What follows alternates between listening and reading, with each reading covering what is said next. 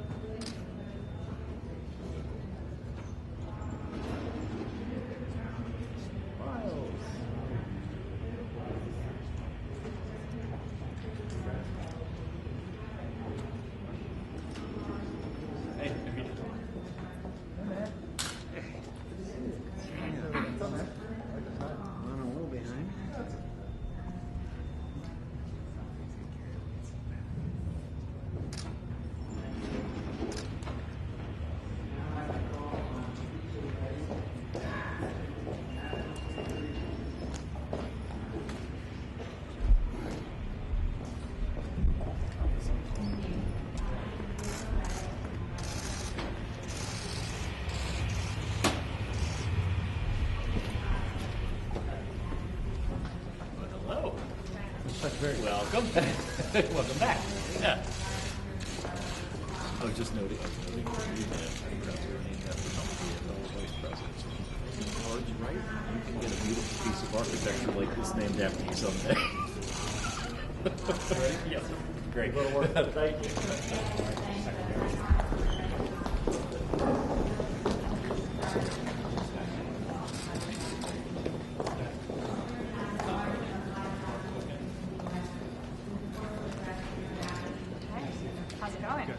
Hey guys.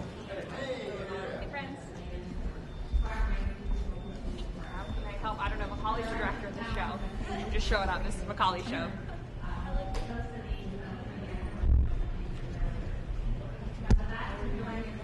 How can I help? We're fine backstage of our pants.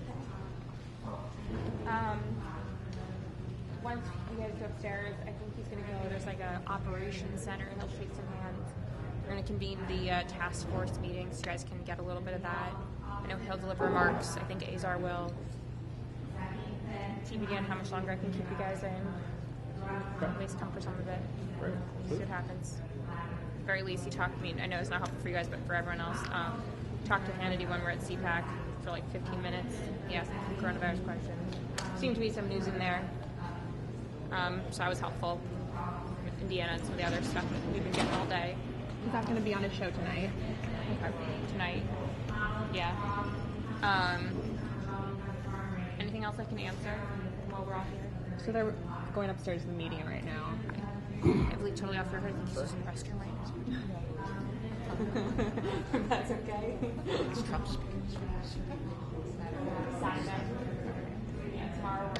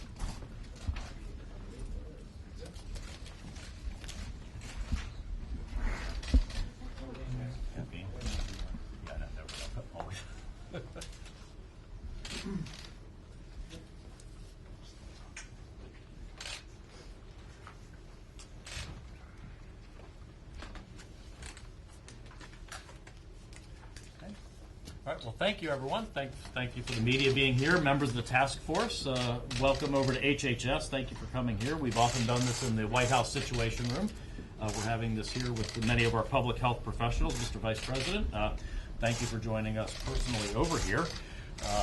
We've been making tremendous progress in the fight against the novel coronavirus, both in its containment activities as well as mitigation and healthcare activities here in the United States and our global efforts. First, I'm going to turn it over to the Vice President, and then we'll be getting a briefing from Dr. Fauci and Dr. Ann Schuchat from the CDC, a technical briefing while you're here. So, Mr. Vice President. Thank you, Mr. Secretary.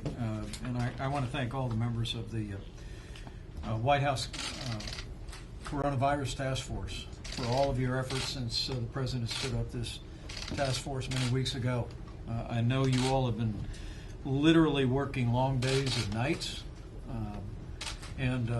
As Dr. Fauci and I spoke yesterday, but for the President's decisive action, not only in establishing this task force, but suspending travel to the United States from China, initiating quarantine efforts for American citizens, and declaring a public health emergency. The American people deserve to know we'd be in a very different place today. But we're grateful for the efforts of everyone around this table. I'm especially grateful for your efforts, Mr. Secretary. Look forward to continue to work closely with you as you chair this task force. The President has asked me to lead the effort at the White House of our administration's response to the coronavirus. So we'll be working closely with this task force. We have added today to the task force the Secretary of the Treasury, Stephen Mnuchin, who joins us here today. Also, Director Larry Kudlow is with us, and Surgeon General Jerome Adams is also joining this team. The President's vision is a whole-of-government approach. It's precisely the approach this task force has been about. But my presence here today and working with you each and every day in the days ahead, I hope gives evidence of the priority the President's placed on this work and our desire to make sure that the resources, information, recommendations are conveyed not only to the public, but also to our partners at the state and local level. But let me conclude by saying that our best estimate is that the threat to the American public, Dr. Fauci, remains low. But the President took the actions he took last month out of an abundance of caution, and he has tasked us to take every step necessary to protect the health of the American people. And I know that everyone around this table is committed to that.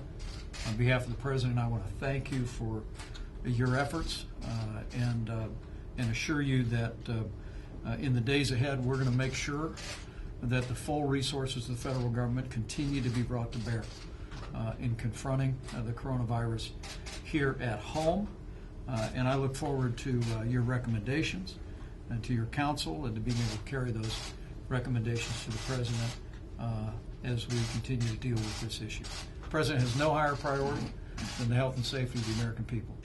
The work we're doing here today represents the most important work being done in this government today.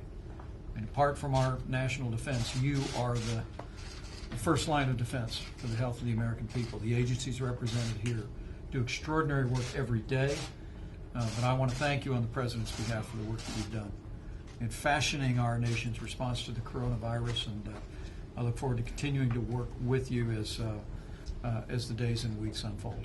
Mr. Secretary. Great. Thank you, Mr. Vice President.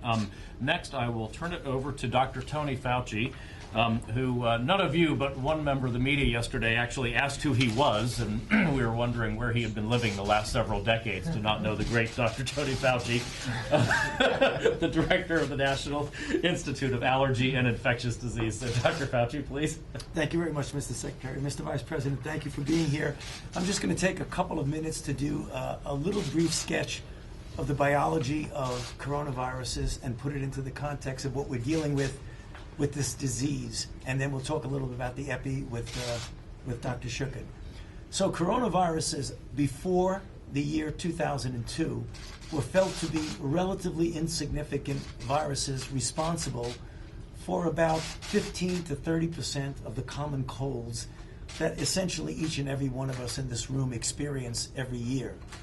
But what happened is in 2002, coronaviruses, which also have an animal reservoir, particularly among bats and other animals, actually jumped species, and we proved it retrospectively that it jumped from a bat to what we call a civet cat, which is an animal that is served at feasts, particularly in China, that it jumped from a bat to a civet cat to a human, leading to the disease which we now know as SARS, the severe acute respiratory syndrome.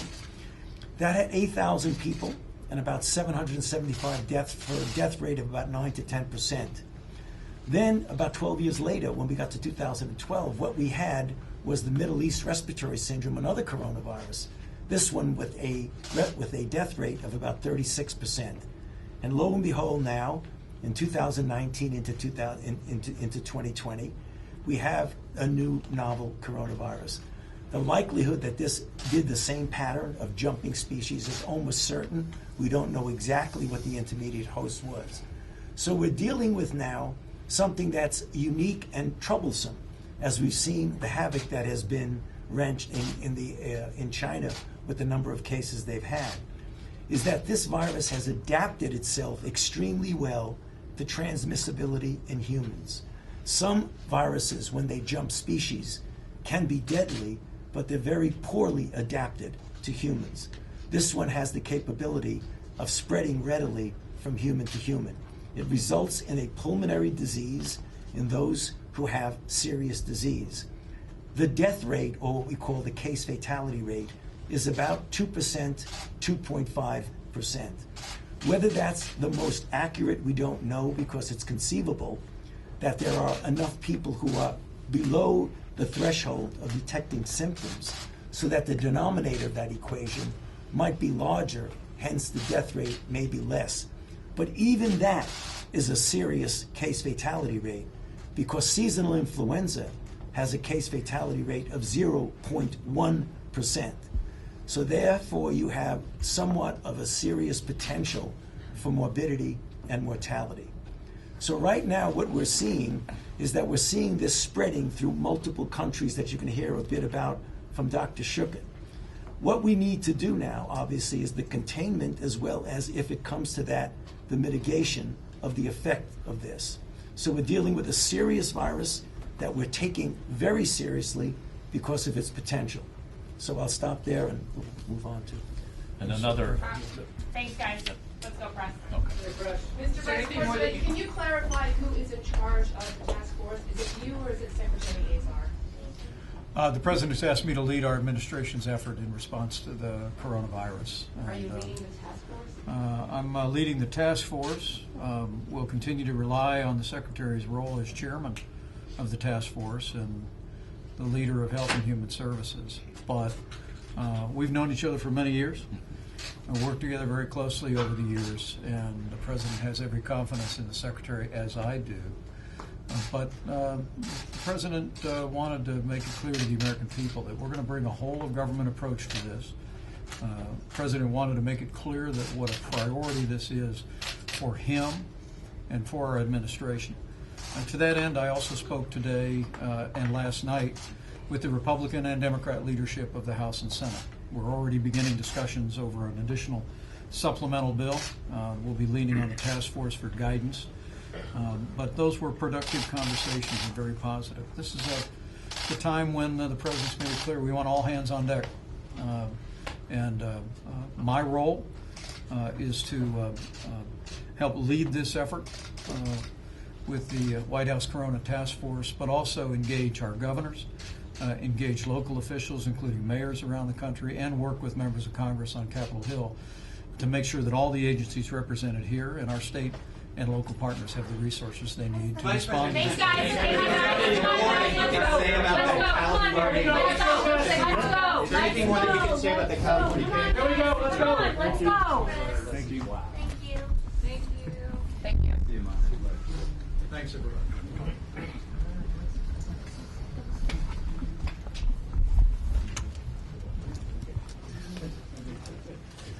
So next we have Dr.